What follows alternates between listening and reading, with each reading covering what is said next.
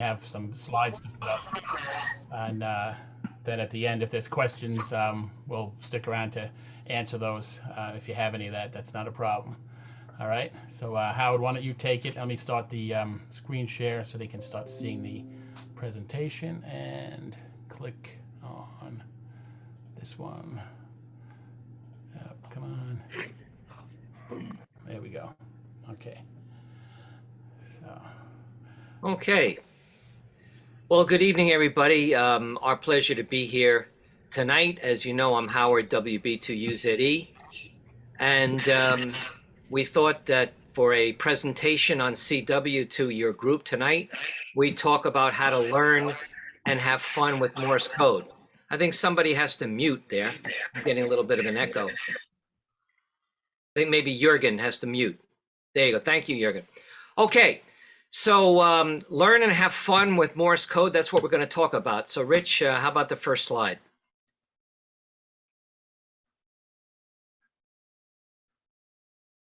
You're muted, okay. Rich. Yeah, Rich will have to unmute. Yeah. There you go. Okay. I'm unmuted now. All right.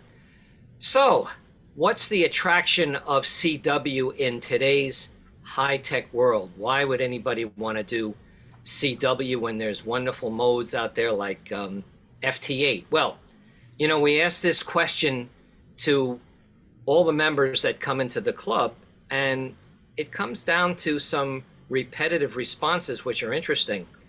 One of the things that drives the resurgence in CW is that it's no longer required for the licensing. Now, if you guys are my age, you'll remember back in the day, we had to be at 13 words a minute to get our generals, right? Well, when they took that away, we kind of thought that maybe CW would disappear, but it's had the opposite effect. Without being forced on people, they're very curious about learning this vintage mode. And, you know, at the same time, when life revolves around something like this all the time, people get a little bit tired of constant technology, and it's kind of romantic to be able to use a vintage mode like CW. Another thing that's driving in demand is that the young people are going out and doing a lot of summits on the air and parks on the air, SOTA and POTA.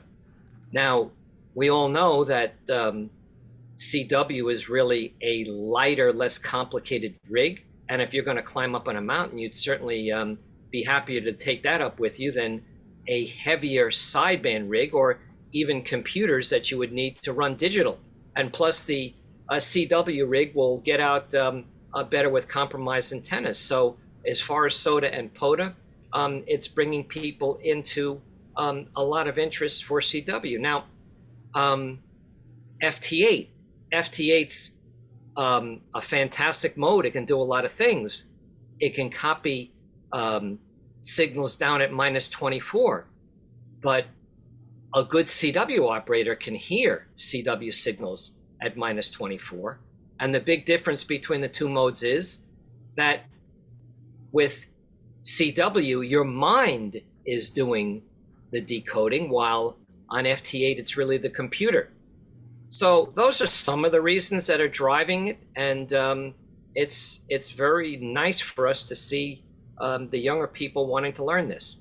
What's next, Rich? Learning CW.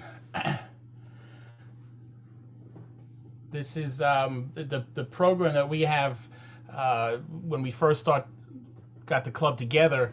Was we decided we would try to train some new CW operators, that there'd be more operators come field day and events like that, when CW operators tend to be in demand, at least locally. And we decided to try to do it on video or online, as opposed to having a building to go to. And we based most of the learning around the G4FON software that runs on Windows. But that's basically using the Koch method, which is learning the order of letters that was Mr. Koch came up with a random order of letters that were not alphabetical. The letters that you learn are not in a relationship to one another. Like, you don't learn all of the DIT letters first and the DAL letters, like E, I, S, H, 5, things like that. The order was randomized and then fixed. It makes it easier to remember the patterns and the unique sound that each character has. And he started out with just 2 characters at a time, sent at 20 words a minute. And when you master those, you keep adding the next character in the order, in the Koch order. Now we also use Farnsworth, which is a spacing to add in between the letters as you learn them, so that you're listening to the characters at 20 words a minute speed, but there's enough space in between, so when you hear a word or a group of characters, it's overall the equivalent of 5 word a minute code. So that the reason that I really feel that this is good, and it's been very successful for us, is if you listen to Morse code at 5 words a minute, like many of us did initially to get our novice license when that was required, Morse code at 5 words a minute sounds completely different than it does at 15 words a minute to get your general, or 20 words a minute to get your extra. And you almost have to relearn it each time to increase. So if you really want to try to learn it at the speed that you ultimately want to operate at, and 20 words is a good round number. If you can master it at 20, you can certainly slow down and work a slower operator, but it's much more difficult if you're only comfortable at 10 words a minute to try to speed up and make a contact at 20. Speeding up is a lot harder than slowing down. So, and listening to it at the higher speed at 20 words a minute or higher, it's hard to count the individual dits and das. So you really just start to learn to recognize the pattern and the rhythm that each character has, and that's an important thing. We push the students to start making QSOs as soon as possible, and it's really, the classes here is just putting in the time.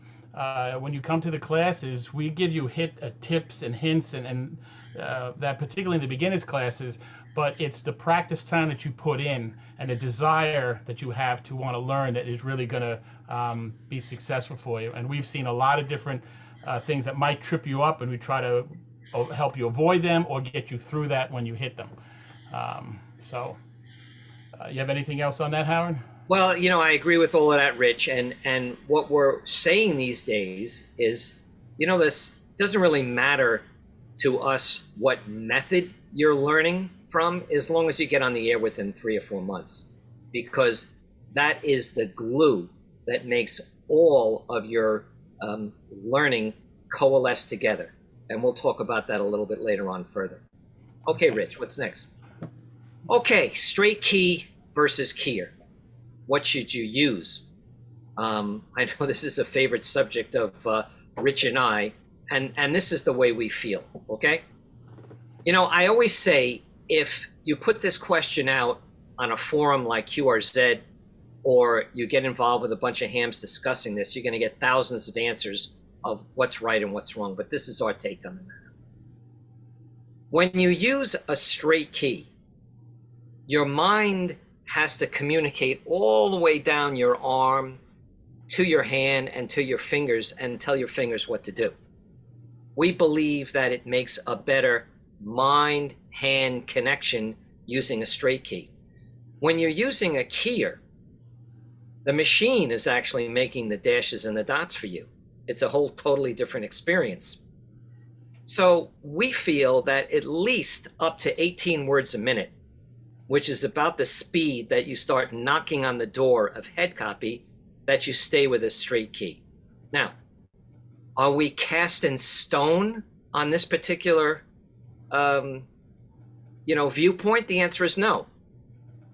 The decision is up to you. If you want to do a paddle and keyer, that's fine. And in some cases, we recommend that if there's injuries like carpal tunnel or something wrong with your arm, it might be better to use a keyer. Now, when it comes to bugs and cooties, we feel those are very sophisticated and somewhat complicated instruments to learn. Those two we prefer you put off until you're proficient at about 18 words a minute. What do you say, Rich? I agree. And Howard was saying, CW is all about timing, and the spacing between the dits and das in each character are very important. If you're using an electronic keyer to learn the code on, it is possible to do that, yes.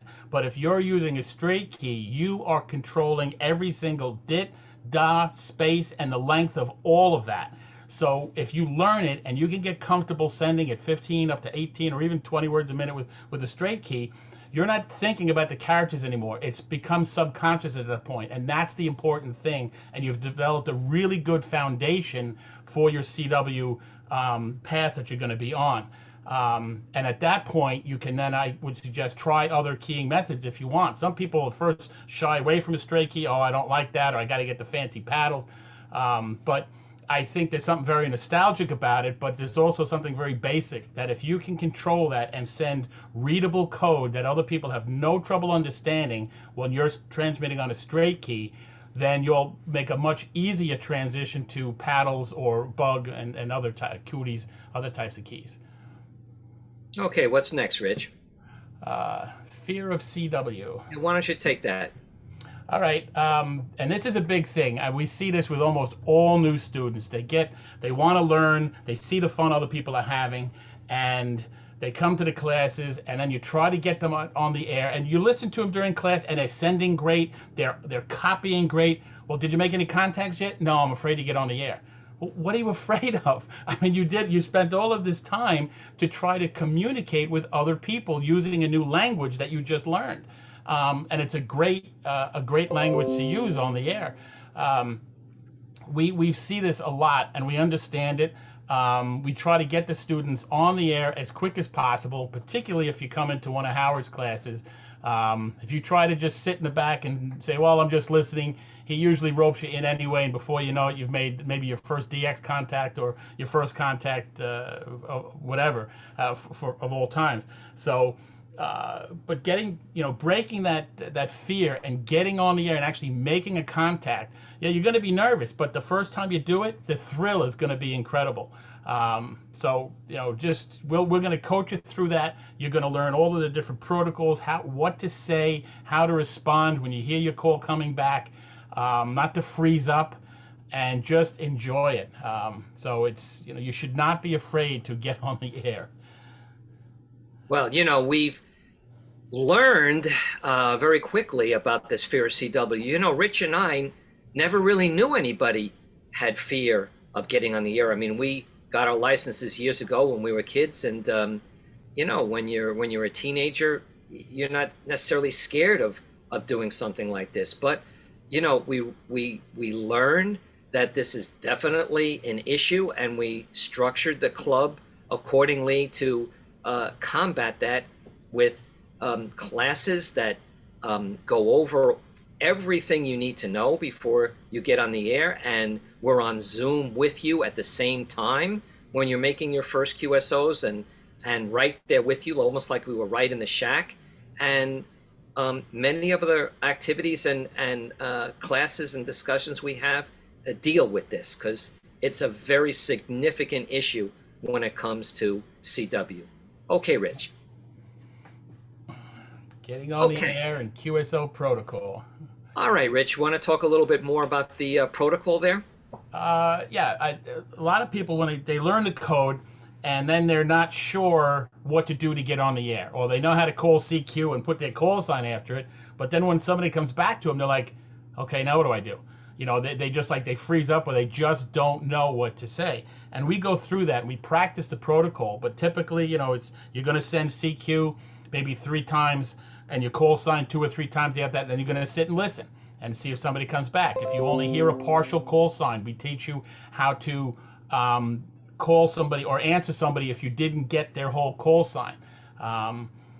We're going to teach you how to fix a busted call, where if somebody answers you, but they get your call wrong. You have to make sure you fix that so that they understand what your call sign is, and that there's a definite way how to do that, and a proper way, or way that most people would expect. It's not difficult, but we go through the normal, typical exchange. When you go back, you're going to send the signal report, your name, and your QTH. Those are the first 3 things that you're going to get across. Then when it comes back to you, if you want to keep it going a little bit, then you can send back all the, radio here, rig here is, antenna is, power is, that kind of stuff. It might end after that, and that's fine. or it might keep on going and develop into a rag chew. I've had, and what I enjoy most in CW is long rag chews on the air. I've had CW contacts that lasted well over an hour or 2 hours with one person, just chatting about everything under the sun. And that is a lot of fun to me. And it doesn't matter if they're down the street or on the other side of the world. But we're going to get you over that the fear. We're going to get you comfortable with the CW protocol is. The order that you should send things in to make things go smoothly, and how to get on the air and how to fix a situation, like I said, with busted call signs in either direction. So you shouldn't have to worry about that. Well, that's right, Rich. And the reason we have this image up here of back and forth, the musical image, a good CW contact has a very vibrant back and forth between the two operators. It's like a dance or a tennis match that you see and hear, where it's really going back and forth and back and forth, and the players are really in sync with each other. When the two operators are doing that same thing, it's really a beautiful thing, and it's almost melodic. Okay, Rich. Okay, head copy. All right. This is my baby here because I teach the head copy, as a matter of fact, tonight at 10 o'clock every Tuesday night. And I teach it in the way that I actually do it. I talk about this a lot. There's really nothing to me that I've ever seen that made sense on the internet or anyplace else on how to teach head copy or how to learn it. So I teach it the way I do it, and that involves approaching CW in a multifaceted way rather than a monochromatic way, like listening to CW from computer generated code, which is like sent to you very cleanly at 700 hertz. I believe there's 5 pathways that you use for head copy. The weakest pathway is just the tone to get it into your ear. Now, some people talk about instant recognition of letters and words, where you recognize like THE, like the way that sounds. But to me, that's still outside your head and just in your ear. Once you have the CW in your head, you have to put it on some sort of moving conveyor, just like this ticker tape here. Just like the ticker tape you'd see on CNN at the bottom of their news program. And you place the decode there because it's moving, and you have to have something that moves along with it rather than a stationary blackboard, so to speak. Another thing that I talk about is that I embrace the vibrations of the CW. CW, to me, gives off vibrations, and I put those vibrations in an imaginary way right on my chest here, and I'm receiving the CW vibrationally at the same time. I also envision the CW broken down into visual dots and dashes.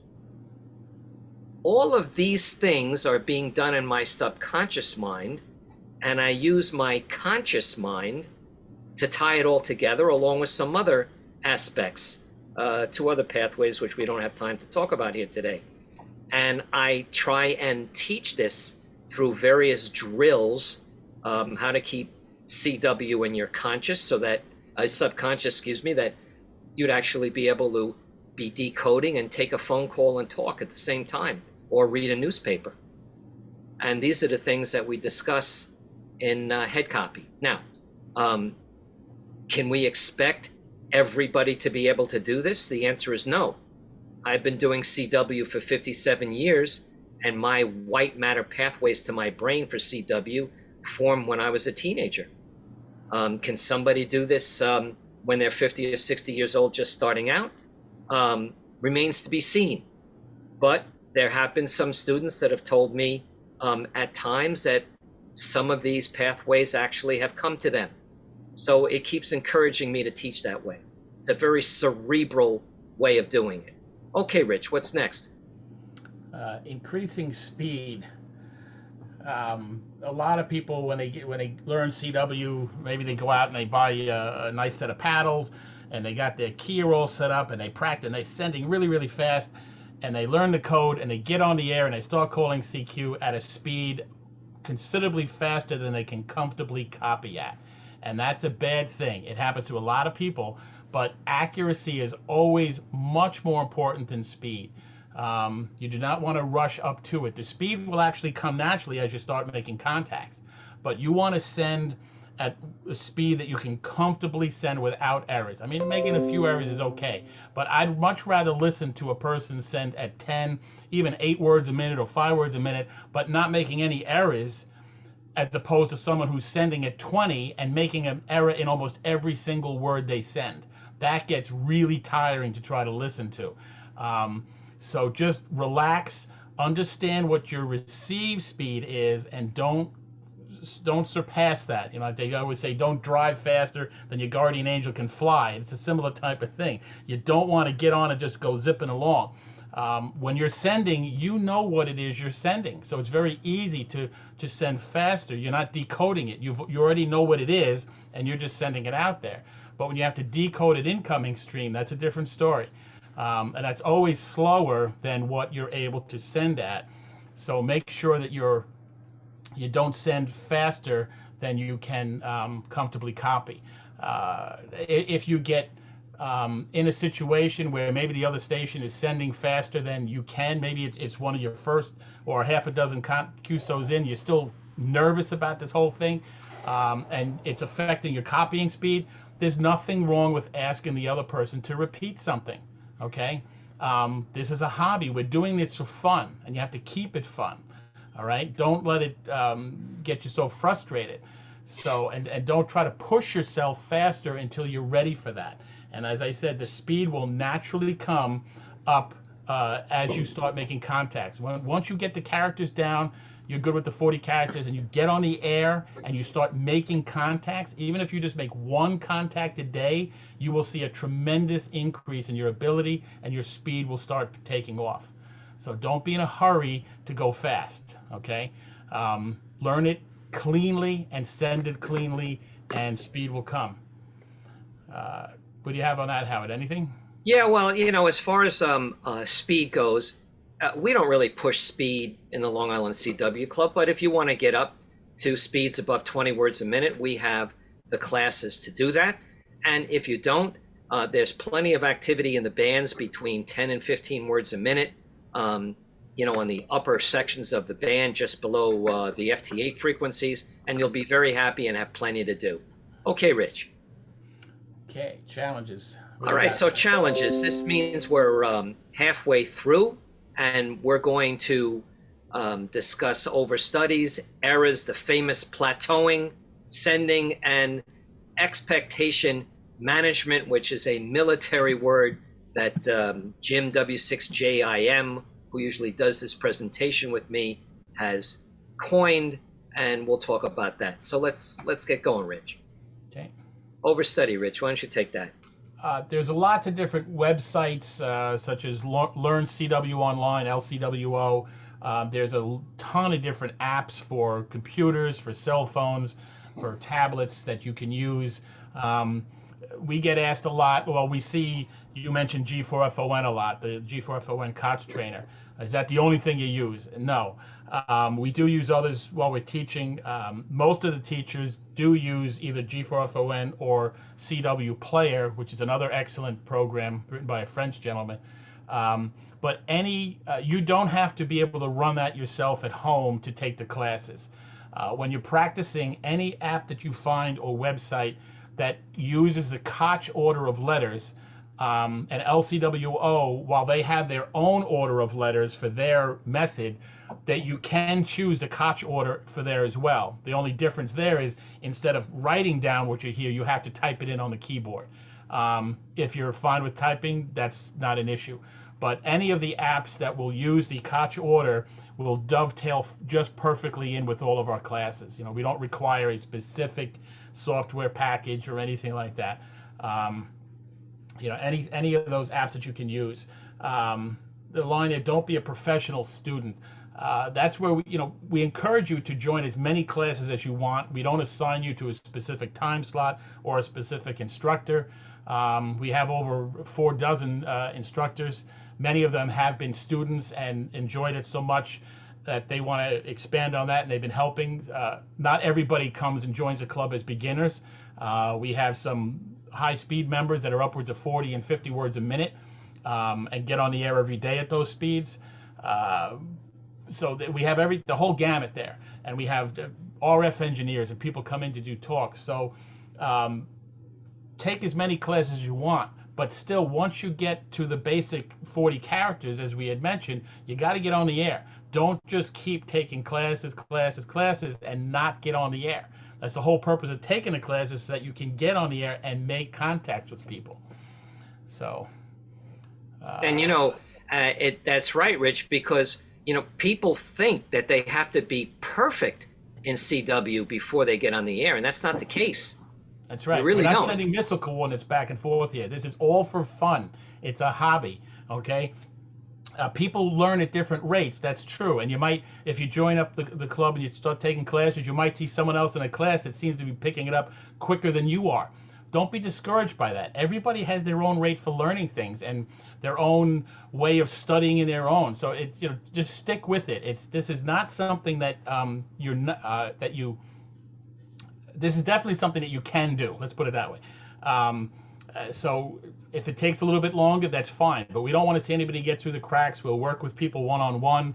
We have a lot of different small groups, sometimes students in a class. A couple of them really like getting together, and they practice on Zoom on their own in addition to the classes, and that's all fine. But take the classes, learn from it, and then get on the air and use it. Okay. What's next, Rich? Errors. Okay. Errors, right? Yep. One of the very important things that we believe in is, of course, we said that before, you don't have to be perfect, and everybody makes mistakes. And mistakes in CW don't necessarily change the character of what you're trying to communicate. So let's say there's a person that thinks they have to do everything perfectly. Let's say they had a problem sending L's, and their L's were not that good, for example. Let's say their QTH was Philadelphia. If they spelled Philadelphia, right, and instead of an L, they made an F in the middle of the word, right? Do you really think that would make any difference in the decode? Absolutely not. So you just have to relax. Everybody makes mistakes.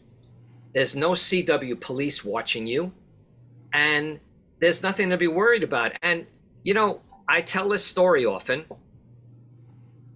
A few years ago, and Rich knows who I'm talking about, there was a YL in the class, and she just started out with us, and she was practicing her sending in class, and every time she made a mistake, let's say she made an H instead of an S by adding a dot, she would say the word sorry. So she would send a couple of words, you hear sorry. Another few words, sorry. I stopped the class right there. And I said, that's it. No one's ever going to say sorry again in the Long Island CW Club. That's it. Because there's no reason to feel like that. Just relax. You make a mistake. If you really think you've done the word so bad, you don't even have to send a string of dots or anything like that. Just back up and send the word again. If you really think you have to send the word Philadelphia twice, send it again. If not, move on. Okay, Rich, anything to add to that? No? No, you had it pretty good. Next up is reaching the plateaus, and that's a popular thing.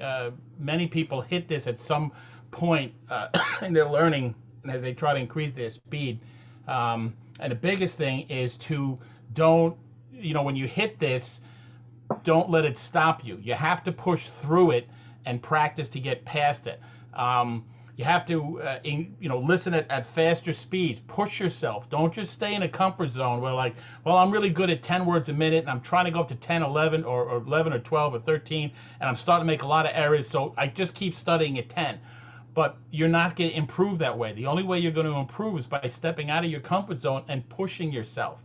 Okay, so when you hit one of these plateaus, you have to push a little bit harder, make sure that you don't give up on your studying, and actually increase the speed that you're listening at. That might sound counterproductive, but if you're having trouble, say, copying at 15 words a minute, and you listen to a couple of passes at 20 words a minute or 25, you're going to get even less, sure. But now when you drop back to 15, it's going to be a little bit easier for you. So keep pushing your limits. Don't just settle for a slow speed and say, I can't do this. If you hit one of these plateaus, and not everybody does, but it is a popular or a frequent occurrence, don't let that stop you or slow you down in your learning. Well, we use in one of our classes periodicity training to break these plateaus. So what do we mean by that? Did you ever see in a baseball game where a batter comes up to the bat and he's swinging two bats, and then he drops one and he's ready to go? Well, he does that because starting off with a heavier bat conditions him at the heavier weight, and then when he uses the lighter weight, he gets around on the ball in his mind a little bit easier. Now, if you're stuck at 15, using periodicity training will push you to 18, and you'll say, well, like Rich said, well, I can't do that. Well, you'll get up there and take whatever you can, and then we'll bring you down to 10 that you can do, and then bring you up to 15. And when you get back up to 15, you'll feel pretty good. So, here's my cat here. She always comes. You see the tail. She's always coming up here when I'm talking. So that's how we deal with breaking the plateau. But these plateaus happen by becoming a professional student and not getting on the air, because your white matter pathways that are formed by being challenged by QRM, QRN, and all the typical interferences that you get when you're on the air are not created when you're using monochromatic delivery of your practice. Okay, Rich. All right, sending. We have some classes dedicated specifically to sending and with different styles of keys, that sort of thing.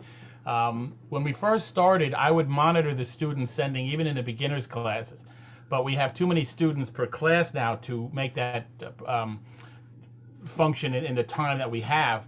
So what I usually tell the beginner students is periodically, maybe every 3 or 4 or 5 times that you sit down to practice, instead of taking your pen and paper and copying down what you're hearing, take your key, hopefully a straight key, and an oscillator or your radio on side tone, whatever it is that you use for the tone in your shack. And when the computer program sends out a letter, you parrot it right back, and you try to make your fist, your sending, sound like that computer, because the computer's sending out perfect code. And if you can get that muscle memory, when you hear a K and you just think K and a K comes out of your fingertips into the key, you hear Q and a Q comes out, you hear the number 3 and a 3 comes out. If you can get to that point, that's going to be a good thing. So by practicing against the computer in the beginning, I think that's very beneficial to helping you develop a good fist. You can also record yourself sending something. Maybe every single day, send a blurb, like a paragraph from a magazine or a news article or whatever. And then the next day, send the next paragraph in it. And the third day, send the third paragraph. And after a few weeks, you're going to forget what it was that you sent on day 1. But play that back now. Play it, if you record it on your cell phone as an MP3 file, whatever. Play it back and see if you can decode what it was that you sent. Because if you have trouble decoding it, chances are everybody else will also. But we do have a lot of classes that work on sending. And it's, as I mentioned before, it's crucial with the timing, because you have the very first letter we learn, a K, right? That's the letter K. But if I were to send, that's still da da da, but I paused after the first da. Now I'm sending T and A. So if the other person, if I'm trying to send my call sign and the other person is copying TA2, it's not going to work. And I get frustrated because I know what I'm sending, but they're not getting it. So that the timing and your sending, all of that is crucial. And that's why it falls back to learning on a straight key, I think, is good, and being accurate in your sending, okay? Even if you're only comfortable at sending cleanly at 12 words a minute and you make your first contact at 12, that's fine. But, you know, sending, that's how you're communicating with the other person. So you want to be accurate with it so that they understand what it is you're sending. And, you know, another couple of things, Rich. You know, Rich said you have to relax, and that's why we put this picture up of this wooden fist, because if you're tight and all nervous and everything like that, you're not really going to be able to make the proper sending. But one of the most common things that happen with beginners is that their CW is choppy because they don't really know what it's supposed to sound like. So one of the things that we teach them is to accentuate the dashes. No one's ever going to complain if they hear an accentuated dash. So what do I mean by that? So take K, which is da da da. We would tell them to go da da da, to just accentuate that last dash, because it tends to not only make a better fist, but it also is very helpful to the person who's listening to you, where they can tell where the letters are actually ending. And the accentuating of these dashes at the end are very helpful to beginners, and it changes their entire fist almost instantaneously. Okay, Rich, what do we got next? Expectation management. Yeah, this is a military term that was coined by Jim W6JIM. And basically, you have to control your expectations. A lot of people think that they're going to learn CW right away. Well, if you were taking Spanish, which is also an oral language, AURAL, just like CW, you wouldn't learn that right away. It would take some time before you could speak conversationally. So, you know, you have to be patient. Don't pressure yourself. Going to 1 or 2 classes a week, 2 preferably, 15 to 20 minutes a day minimum practice, and then getting on the air in 3 or 4 months, you'll just do fine. And it's good not to push yourself, so you have fun and enjoy the CW journey, right, Rich? Yep, definitely. I mean, keep it fun. When you sit down to practice, it's also important to make sure that you have a positive attitude. You don't want to sit down after a tough day of work and say, oh, now I got to study the CW. You're never going to learn it that way. You just shot yourself in the foot. So every time you sit down and say, this is something I can do. I want to do this. I can do this. All right. You're going to have a couple of bad days, I'm sure, during your practice where it's just you turn the code practice program on and it's just not making any sense at all. Shut it off and walk away from it. Start up again the next day. Don't push, don't beat yourself over the head with it. Keep it fun and light and enjoyable, and you will end up enjoying it. Don't get burned out from over practicing either. All right, let's see. Have fun. That's what we were talking about, and this is a good example here. If any of you have seen this before, if you haven't, you're going to get a kick out of this. Check this out. Short wave. Take it down, quick.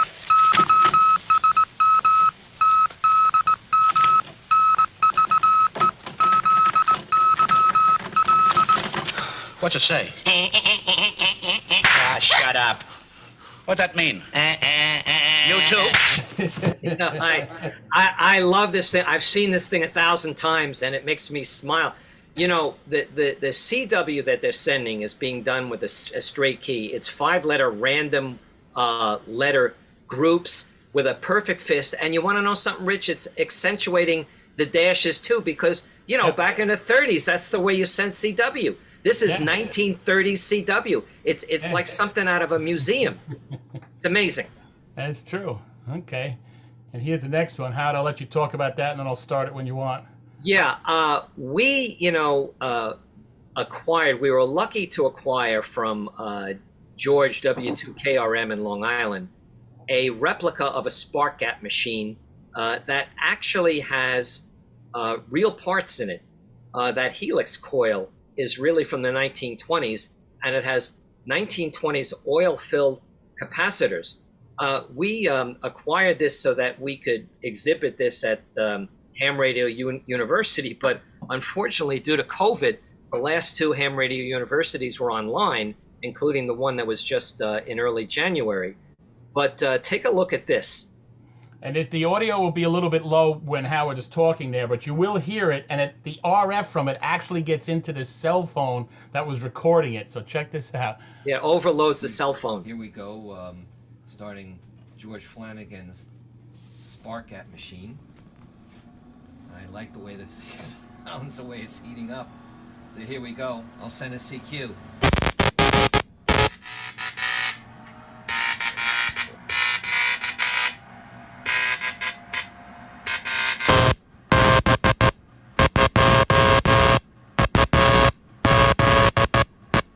Sign WB2UZE. I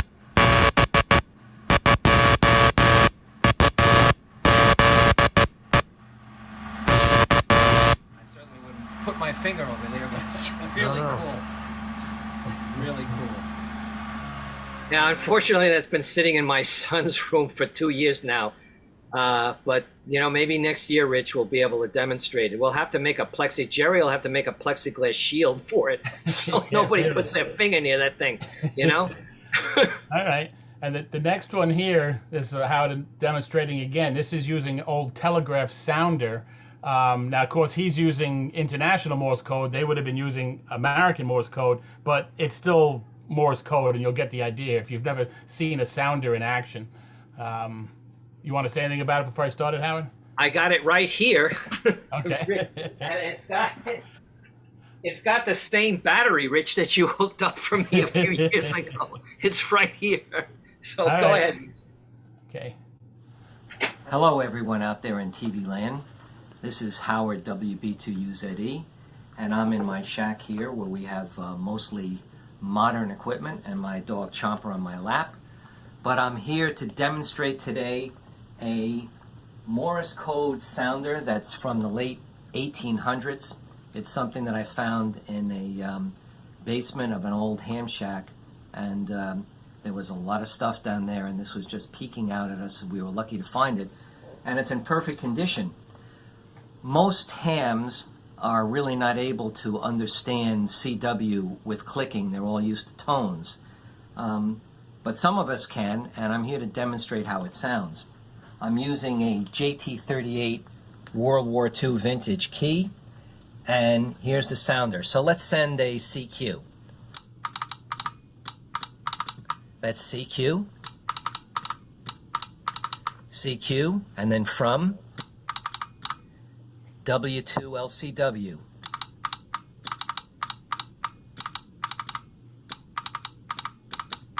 Again.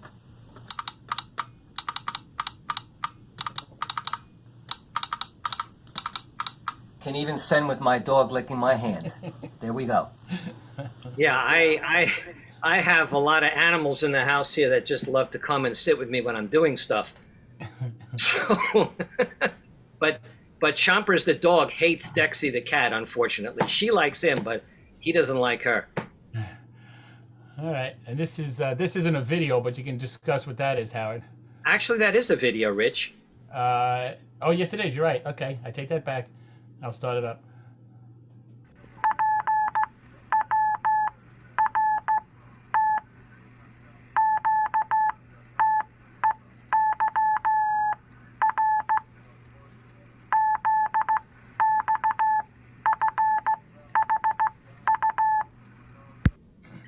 This is a 1930s Instructor Graph, which was a practice unit for learning CW.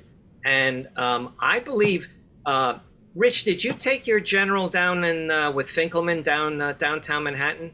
No, I had it all done with VEs. When I got licensed, I just missed having to go into New York City. I was like 13 at the time, but I believe that that's the type of unit that the FCC was delivering the code tests on. Yep.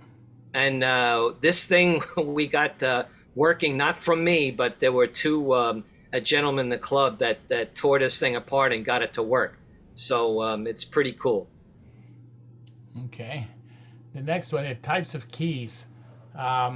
There's many different types and brands and styles of Morse code keying devices. Some people like to collect them. I'm one of those people. I believe that the amount of keys you have or need is n plus 1, where n is the number you have currently. You can always use another one. I like mostly straight keys. A lot of them are handmade. I like some of the old military keys, but I do have some Begalis, which are kind of like the Cadillac or Rolls Royces of the keys. Very smooth action. I have some old Vibraplex bugs. But a keying device is actually a very personal thing. It's something that all of your friends like, you may not be comfortable using. And before you go out and plunk down a couple $100 for some of these keys, I would strongly encourage you to try them if you possibly can before you actually purchase one. So if a friend has a key that they think is the best thing since sliced bread, we'll go over to their house one day or to a shack and try it out. Maybe they'll be nice enough to actually let you borrow it a little bit and try it for a week to see if you like it and get your own. But there's many different styles and flavors of keys. Everything from the straight keys, like you see the Begali Blade, and even just a simple straight key. There's many different styles of them, how they're hinged, where the contacts are, in front of the pivot, behind the pivot, where they're using ball bearings and a trunnion bar, or in a case of the Begali Blade, is using a piece of metal that's flexing as the hinge. There are many different styles of that, but try them out. See what's comfortable for you. I have about 40 different keys right now. As I said, mostly straight keys, but I also practice with both hands. And the Begali HST that you see in the upper left-hand corner there, that's the key that I send the best with left-handed, the best and the fastest. So I try to use that on field day because then I can send and log at the same time when I'm by myself in a tent at 2 a.m. So it's a good thing to try to do that. With paddles, there's a single lever paddle, there's dual lever paddles. If you have a dual lever paddle, then you can use an iambic keyer or squeeze keying. But try them out and see if it's something that you like before you actually put your money down on it. Howard? Yeah, we had a presentation at Ham Radio University, which you can find on YouTube, and some of the members did show and tell with their favorite keys, and it was a really interesting thing. I unfortunately didn't have a chance to go, so I am just going to take this opportunity to show one here, which is pretty cool. This is a key that was given to me, and it's actually homebrew, and it has a micro switch in the middle. Can you see that, Rich? You're not covering the whole screen right now because I'm sharing the okay. presentation. Yeah, Alan gave this to me, It's nice. Pretty cool. Okay, let's go. What's next? All right, the next one is, come on, there we are. Who we are. Okay. The Long Island CW Club, this is already outdated. We had 140 people come in the past 48 hours to become members. Right now, we're well over 2,400 members, still in 50 states, and we picked up a country this week too. So this is a little bit outdated. But the most important thing is that we run 75 classes per week on Zoom. If you go to the next slide, Okay. Rich. Yep. And, when we talk about having fun with Morse code, we built the classes of teaching Morse code around fun. Now, what's the fun? Every day we have different forums, which are live presentations with outside speakers on different topics. Monday night, radio and related technology. We'll have speakers talk about anything from the disappearance of Amelia Earhart to putting undersea cables underneath the Atlantic Ocean. And I learned, Rich, did you know I don't know if you saw that one, but did you know that they had undersea cables as far back as the Civil War? Across the Atlantic? No, that Yes, I wasn't yeah. aware. Yeah, I wasn't aware about that. That's amazing. You know? guys should go to the French Cable Museum in Orleans, Mass. It's fascinating. Yeah, isn't that stuff fascinating? It's Yeah. really amazing, Larry, huh? Oh, So, it certainly is. or somebody could come and talk about, the SETI program, or we've had walkthroughs through vintage computer museums. So that's on Monday night. Also on Monday night, we have a program, The Doctor is In, where Greg, WA1JXR, fields all types of questions on anything you want to ask him. And you want to know something, he's got the answers for everything. It's unbelievable. Wednesday, we will have CW Makers, where they actually build things and talk about kit building. Friday night, we'll have fun with CW, where they'll send jokes and CW back and forth to each other. We also embrace internet CW over what they call V-band, V like victory. Saturday, we have a lot of forums, for example, Boat Anchor Forum at 1 o'clock, Portable Operations Forum, Sunday, the Antenna Forum. This is only part of it. So that's kind of the fun, and that's the community that we strive to build, so that when you're studying, you have enjoyment built around it. It's not just rote learning. So that was really how we built the club. What's next, Rich? The rest is the last slide. Oh, really? We're done, huh? Yep. You guys are released from bondage. We're done already, huh? All right, let me stop the screen share there. No. But yeah, it's an amazing thing to see how this club has grown. Many of the ideas, the presentations, even the classes that we have, the breadth of the classes have been from suggestions from our members. Members who said, hey, I want to learn more about mag loop antennas maybe, and we had people step up and do a presentation on mag loop antennas. Or somebody came along and said, hey, I have a whole bunch of, say, 10-tech gear. I'd like to do a talk on that, and we'll let them do that. And all of the presentations have been recorded and saved in our Dropbox file, and our members have access to literally hundreds and hundreds of hours of presentations from past meetings and that.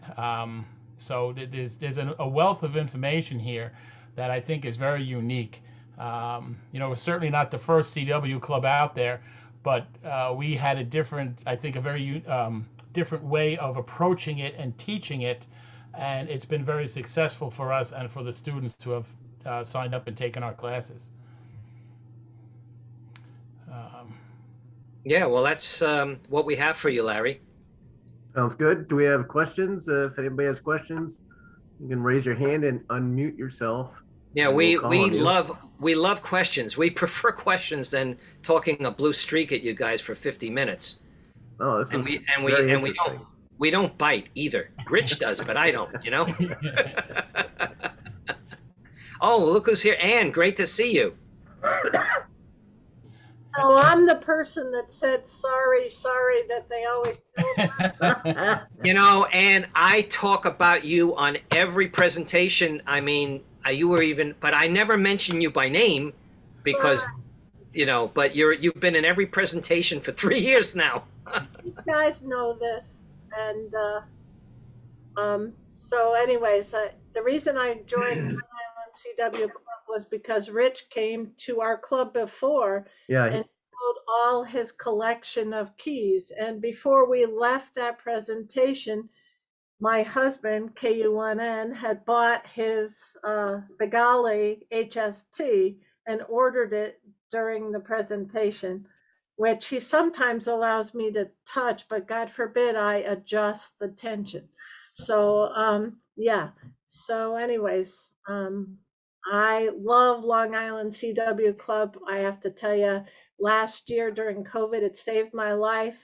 The 2020 class where we worked on, by the end of 2020, getting to 20 words a minute was super fun. It met twice a week with people from all over the world, Thailand, Australia, all over the US. And the group helped me through multiple hand surgeries and was very patient with the fact that I didn't use a straight key because of my trigger fingers in my carpal tunnel really don't allow me to use a straight key functionally without my fingers locking up. And I just love the club. Everybody's been really kind, really nice, and there's a lot of presentations. I went to the presentation on soda by the guy that had a goat carrying all his Oh, equipment. I talk about him all the time too. Yeah, and yeah. It was super fun. The antenna classes are super fun. They got me to build my Morse, which I use every class I go to. I practice everybody's call signs who's on the screen and their names and see if I can do the whole screen without making any errors. There's just been so many great classes and so much fun for me, and it's the reason why I was able to participate in WBZ and 13 Colonies, which Larry organized, and I operated for CW. So it's been a long process, long journey, but too much fun, and I've met the most wonderful people. And I have to tell you, not one person has said one mean thing. And being a YL, it's a little tricky because sometimes the jokes in the beginning were a little bit surprising for me. And it's just people have been welcoming and wonderful and great. And seems to me there's a couple people in this group. Seems to me, Brian, you're here, that I tried to get you to join Long Island CW a long time ago. So anyways, Well, that's all. Thank you very much for that very nice feedback, Ann. And I'll tell you again, and to everybody listening here, I am dying for Ann to become an instructor. I know she's too busy to do it, but she is the epitome of the type of person that we respect and love to have in our club. And somebody who worked very hard and became advanced very quickly. And she would be a dynamic teacher. And, you know, Ann, the offer that I made to you is permanent. Any type of class you want to teach at any time, you just send me an email and you're in.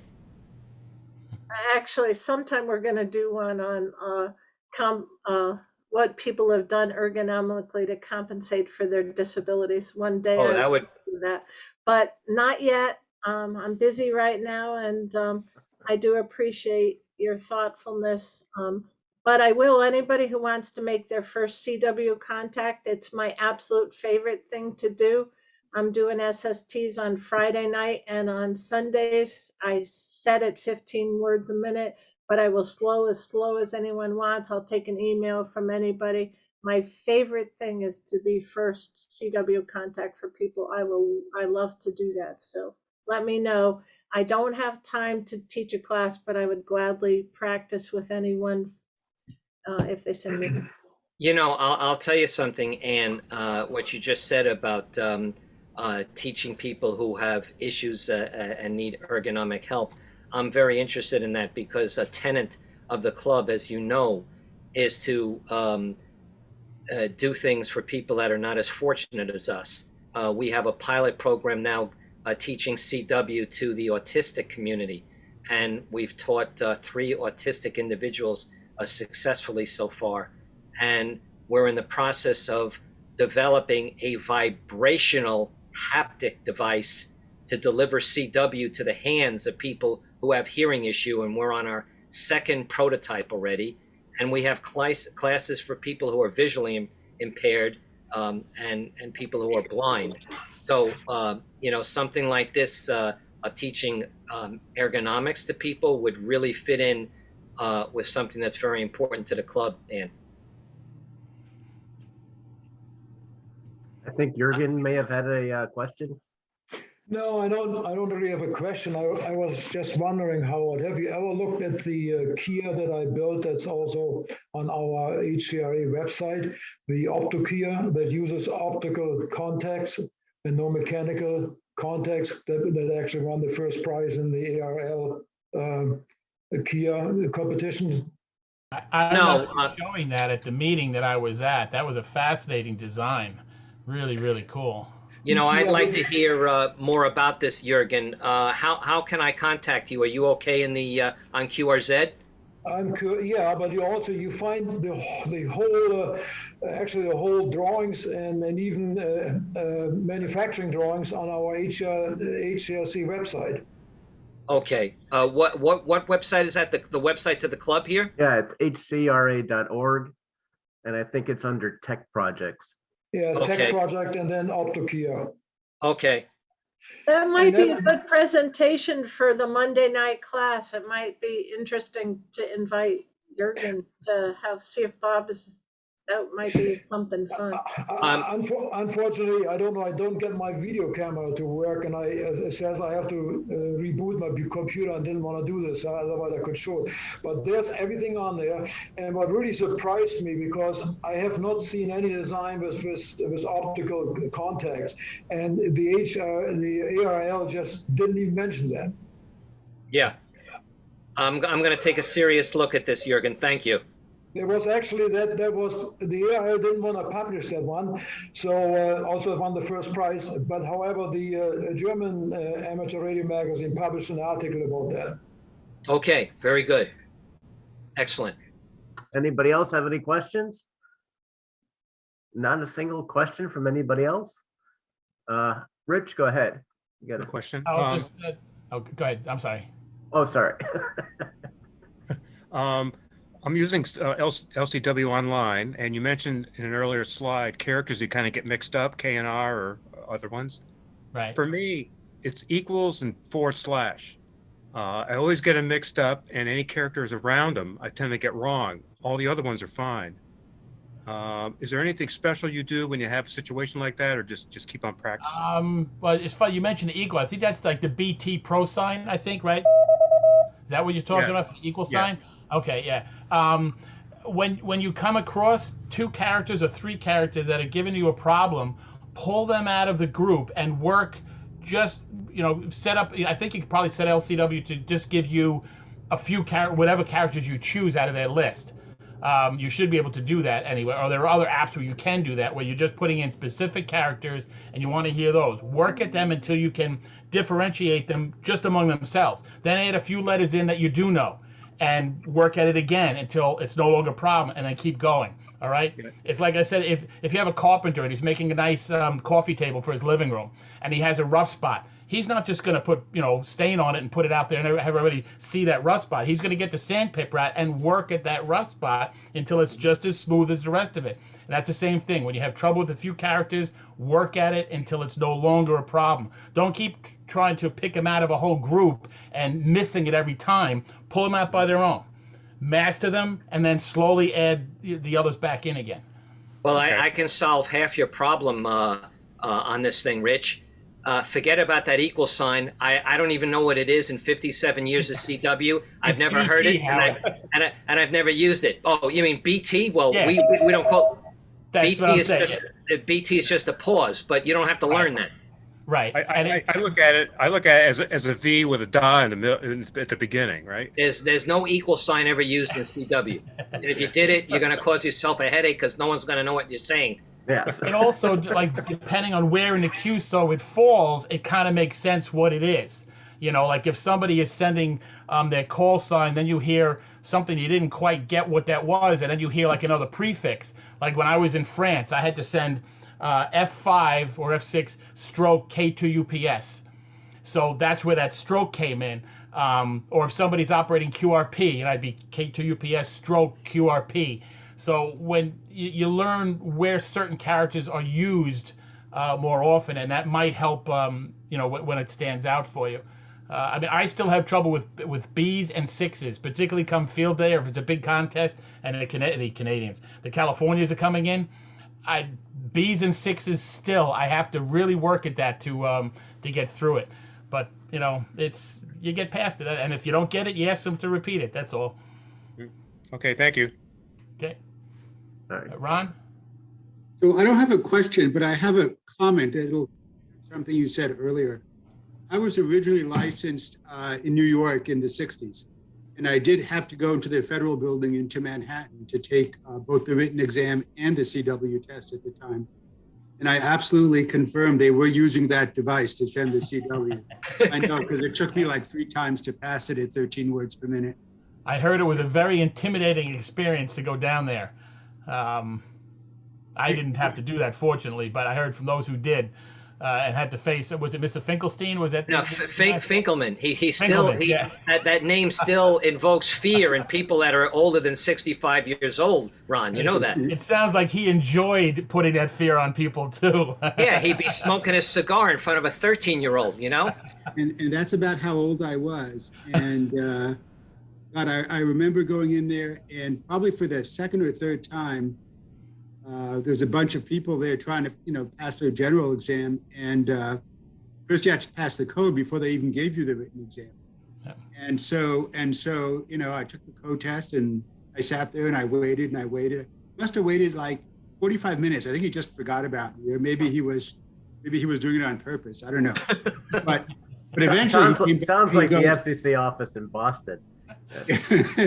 That's where anyway, I passed through my test. Yeah, he said, okay, yeah, you were the only one who passed the code. Here's the written exam. So thank you for bringing that up. It's a deeply buried memory that now bubbled to the surface. All right, I'm glad you enjoyed that. Yeah, that's a very cool machine. Very cool. That's why we wanted to get it fixed. Any other questions from everybody? No, we're good. Howard, Rich, thank you very much for coming out tonight, and thank everybody for joining us. This is a HCRA, Hamilton County Radio Association Share the Knowledge class. We've got another one coming up in a couple of weeks on D-Star, and a couple more coming up in February too, along with our regular meetings. But thanks for coming out tonight. If anybody is interested in joining us or wants more information, the website is www.longislandcwclub.org, O-R-G, all one long word, longislandcwclub.org. Or you can email me. My email is richktups@gmail.com. And Howard's email, which if you want to email him. Well, that's good enough, Rich. Between the website, you can contact us through there too, so it's not a problem. All right. All right, everybody. Thank you all for having us. I enjoyed it. Yeah, our pleasure to be here. You have a great club, nice bunch of people, and it's very nice, Larry, that you're doing this educational thing. It's very valuable today. Thank you for having us.